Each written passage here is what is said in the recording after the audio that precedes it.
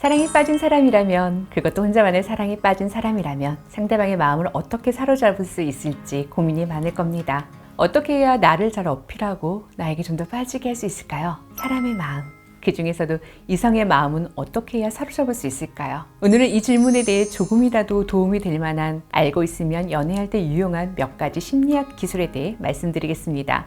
첫 번째로 소개해드릴 내용은 단순 노출 효과 이론입니다. 여러분이 지금 유튜브를 보고 계신 핸드폰 또는 오늘 신은 신발, 화장품 등을 생각해 보세요.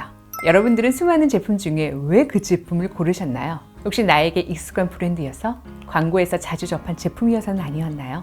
단순 노출 이론은 말 그대로 자주 반복돼서 노출되는 것에 사람들의 호감을 느낀다는 내용입니다. 연애에 대입하자면 가까이 그리고 자주 본 사람에게 더 쉽게 호감을 느끼게 된다는 것입니다. 이 이론을 뒷받침하는 재밌는 사례가 있습니다.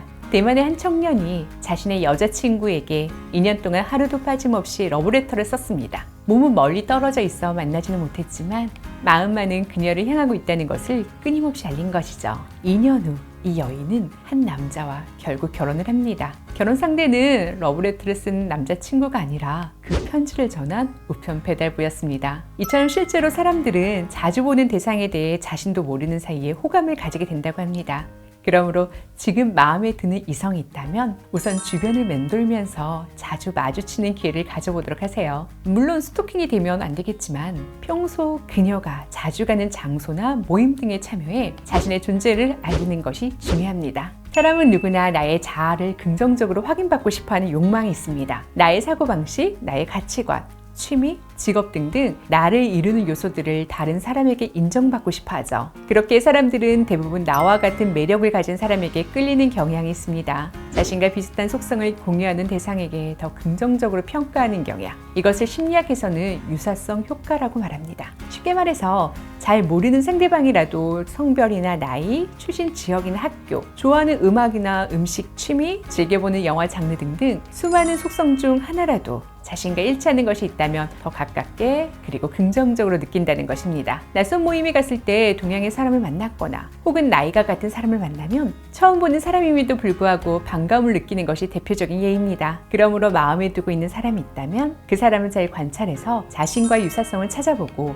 그것에 대해 어필하세요. 보다 쉽게 첫걸음을 뗄 수 있을 것입니다. 제가 질문 하나를 드리겠습니다. 여기 말기암 환자가 한 명 있습니다. 수술을 한다면 생존 가능성이 70%입니다. 수술을 해야 할까요? 다시 한번 질문을 드릴게요. 똑같이 말기암 환자가 있습니다. 수술한다면 수술 중에 30% 확률로 사망할 가능성이 있습니다. 이 환자를 수술하는 것이 과연 맞을까요? 네, 이 두 개의 질문은 사실 같은 내용입니다. 단지 성공 확률을 말하느냐 아니면 실패 확률을 말했느냐의 차이일 뿐입니다. 둘 모두 결과는 같지만 어느 쪽에 더 집중하느냐에 따라 해석이 정반대가 될 수 있다는 이야기입니다. 이를 프레이밍 효과라고 하는데요. 이는 연애에 있어서도 그대로 적용이 됩니다. 오늘같이 너무 추워서 밖에 나가기 귀찮은데 그냥 집에서 놀자 라고 말하는 것과 날이 추우니까 오늘은 밖에 나가지 말고 따뜻한 집 안에서 데이트할까? 라고 말하는 것, 느낌이 어떠신가요? 같은 내용이지만 아마 다르게 느껴지셨을 겁니다. 평소 대화에서 특히 상대방에게 무엇을 요구하거나 권할 때 부정적인 면보다는 긍정적인 면을 강조해서 말하면 상대방을 내 의도대로 쉽게 움직일 뿐만 아니라 불필요한 감정 싸움도 방지할 수 있습니다. 그러므로 연애의 고수가 되고 싶으시다면 프레이밍 효과를 잘 생각해 보시고 평소 대화에서 사용해 보시기 바랍니다.